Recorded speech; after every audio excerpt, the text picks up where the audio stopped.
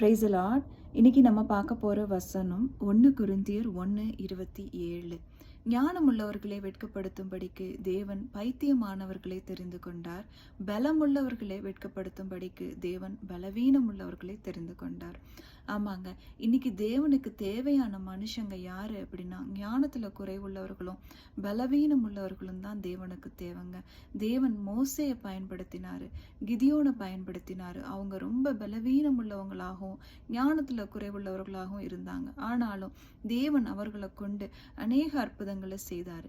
இன்னைக்கும் நம்ம வாழ்க்கையில நம்ம சொல்லலாம், ஐயோ எனக்கு ஞானம் இல்லையே, எனக்கு பலன் இல்லையே, என் ஆண்டவர் உங்களை ஒரு ஊழிய பாதையில அழைத்திருந்திருக்கலாம். நீங்க சொல்லலாம், ஐயோ ஏசப்பா, எனக்கு இதை செய்யறதுக்கு எனக்கு எந்த ஞானமும் இல்லை, என் உடம்புல எந்த பலனும் இல்லை.